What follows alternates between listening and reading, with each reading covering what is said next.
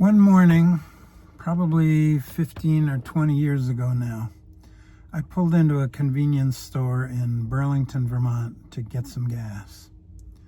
I was on my way to my court-appointed lawyer to see what could be done or salvaged from my life, from the mess that I had made.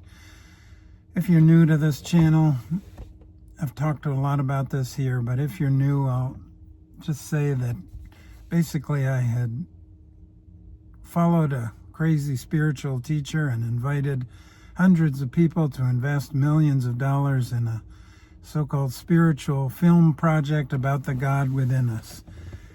And this was in the period after everything had been revealed, but had not yet been sent to prison, and I was still in the community and still living my life as best I could. So I didn't have any money, and so I pumped myself a few dollars gas, and I was just about to get into my car and leave. When out of the corner of my eye, I saw one of my investors pull into the lot, and he wasn't coming to get gas. He was going to go into the convenience store. And it was one of those kind of watershed moments where all I wanted to do was put on my invisibility cloak and disappear. And I didn't think he had seen me. And I almost got into my car and drove away. But something in me would not let me do it. And so I closed my door and I turned and I walked over to him, catching him just before he walked in the door. And I said, I had no idea what I was going to say, but I just said, "Good morning. I know you're probably not very happy to see me, but I just wanted to say I'm so sorry about what I did, and I'm so sorry for the impact this must be having on you and your family. And I know you're probably on your way to work. I'm on my way somewhere too, but I just wanted to say hello and tell you that I'm so very sorry." And he just kind of looked at me. I had no idea whether he was going to explode at me, whether he was not somebody I knew very well. He was an athlete, a rugby player, really nice guy. I had many conversations with him and his wife. I'd met his kids. But he just looked at me and he said, "Well, I'll give you this. It takes courage to come up and say hello." And that was it. That was the end of the conversation. A few years later, I was in prison, and I had made a buddy in the yard playing softball. He was probably half my age. He was probably about 30 years old, and this guy it was rumored that he had been in the Little League World Series and that he had been recruited by the Minnesota Twins as a baseball catcher. He was a big, barrel-chested guy, young guy. I think he was mixed heritage, Dominican and Puerto Rican. And we bonded over softball because we both loved it. And I was old and past my prime, but I would run around in the outfield as he took batting practice, chasing down his fly balls and catching them and diving and just being a crazy old man. And we just made friends. It was one of the many unlikely friendships I made in prison. But we really loved each other.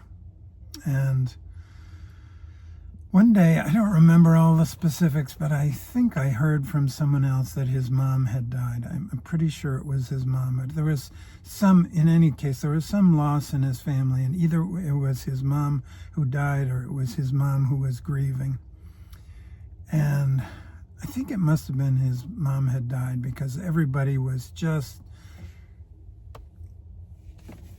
making a wide berth around him, because in prison, as in so many places in life, no one really knows what to do, how to be with somebody who's grieving in that way.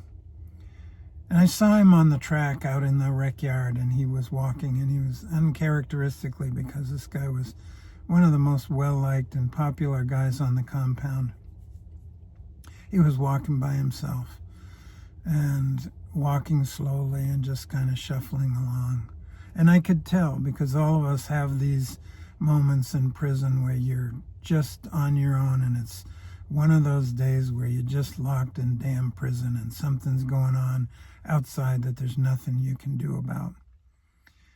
So I went up, stepped up beside him, and I said, "Hey, twin, you want some company?" And he looked at me. I don't remember exactly what we said, but he nodded, and so we walked together. And I just told him I was so sorry to hear about his mom. So sorry, and I'm just happy to be with him and happy to talk with him or listen to him and hear what things were like for him. And we walked around and around that track, and there was in prison, there's these moves up the hill where the gates open and you can go back to your unit if you want to. But we stayed through one move up the hill and then another move, and we just kept walking, and he just talked to me. And he told me about his mom, and he told me what it felt like to be locked up in prison, to have made the stupid, as he described it, the stupid mistakes he'd made, and not be able to be there for his mom and his brothers and sisters. And he was going to be locked up for a long time.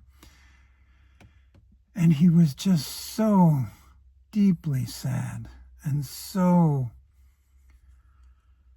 regretful about what he had done with his life. And so vulnerable. There was nothing. He was, as I said, he was a baseball catcher. He was a big barrel-chested guy. He was one of the only guys in prison who could hit a softball all the way over the fences and out of the yard. Big, strong guy. And he was just so vulnerable in that moment. And at some point, he just looked at me and he said, "Thank you." And it wasn't that it made things any better, but his willing to be vulnerable just brought a little bit of comfort into this, which is about as bleak a situation as you could find. And there were a lot of moments like that in prison. There's a lot of hardness, and there's also a lot of vulnerability. And I began to realize, both in my own experience and watching the people around me, that vulnerability, we treat it like it's a weakness, something to be avoided, something that someone's going to exploit. Now I'm on the outside now working in human services, and they talk about vulnerable populations as though the only real meaning of vulnerable is that you can be hurt. But I've just learned for myself, and as I began to become more and more vulnerable myself, because there was really no choice. I had screwed things up so badly, I couldn't put Humpty together again. I couldn't put the facade back up and become the pretend Mac Parker that I had always been. It was broken, and I was vulnerable. And in that, I began to learn that vulnerability is the same thing as openness. We put up these walls to defend ourselves, to protect ourselves, and at some points in our lives, we all have to do that, because we're surrounded by people, when we're young, by people who don't understand what it's like to be a child, who don't understand how to be with people when they're sad, or how to be with people when they're just going through the difficult things in life. And so we put up these walls, these defenses, these boundaries. But we don't realize, of course, there's a time and a place where that's protecting us. But we don't realize, or we lose track, or we become so used to these walls and these protections and these defenses that we think that we have to keep them up. And we don't notice. It happens so slowly that we don't notice that in the process of protecting ourselves, we're closing ourselves off. We're closing ourselves off not only from the things that hurt us, but from the things that touch us, that reach us, that matter, even the things that comfort us when we're hurt. So at some point, I just had this kind of epiphany and realized it's like, wow. In a way, as complicated as our lives can feel and as complicated as our feelings can be, it's pretty simple. We're either open or we're closed. And if we open, or the more we open, we're open to love, we're open to joy, we're open to beauty, we're open to companionship, whatever. But we also open to pain, both the pain that happens to us and the pain that already has happened to us. We want to be open to just take in the good things, but I just realized again and again, it doesn't work that way. Open is open, and we will feel the pain of what happens to us, and we will feel the pain of what has happened to us. Things will come out of us that we didn't even know were in there. Wounds from our childhood, from our lives, from our relationship, you name it. And we think that when that pain comes out, that we're being hurt again. But we're not. That's actually the wound, the energy that's been trapped in there for so long, unacknowledged, unlistened to, unheard, uncared about, coming out and saying, I want to be part of this free flow of life as well. Open. We can't just open to the so-called good things. If we're open, we're open. If we're open, we feel the pain of life. We feel the beauty of life. We feel the frustration of life. And if we stay open, that moves through. There can be a processing, a moving through, a moving past, a healing, a growing beyond, whatever you want to call it. And if we're closed, we block everything. Maybe we block what we don't want, or maybe we just keep it trapped inside us. But we definitely block the inflow of the beauty and the magnificence of life. And we block the release and the letting go of pains we've experienced and held on to for years and sometimes even generations, pains we don't even know what they are, but they come out and they move through. To me, this is what it means to be vulnerable, to be open, to be quietly happy, to be joyfully happy, to be sad, to be terrified. Whatever it is, it comes in and it comes out. This is the vulnerability of life. And we can't force it. Everyone has their own. This is not an admonition or even a recommendation that anyone should try to go out and be more vulnerable. It doesn't work that way. Life opens when it's open. If anything, this is an invitation. That vulnerability that we think we're protecting is actually trapped within us. Those wounds, for the most part, have already happened. the things we're afraid of, the things we've been hurt by, for the most part, they're already done. The energy remains. The feelings that have been suppressed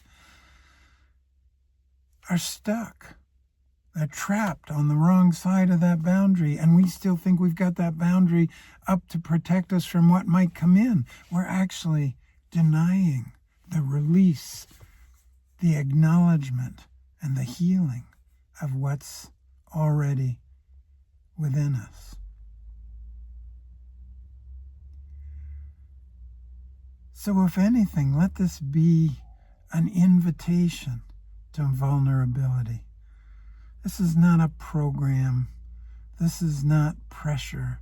This is not something that anyone should do. It's just an invitation from years of a kind of forced vulnerability. I screwed things up so badly and was broken open so profoundly that I kind of didn't have any choice but to be vulnerable. And yes, that feels scary. And yes, that feels vulnerable. But ultimately, this has been the greatest freedom, to be open to and vulnerable to whatever life is giving, whatever life is taking away, whatever life is happening right now. Vulnerability is simply being open to whatever it is, right here, right now. Thank you for listening. And as always, I'm clumsy about talking about liking and subscribing, but if you appreciate this content, please do feel free to comment, to like, to subscribe. It does help to, in my understanding, it does help to put this in front of more people who can see and listen to this. Thanks for visiting. I hope to see you again soon.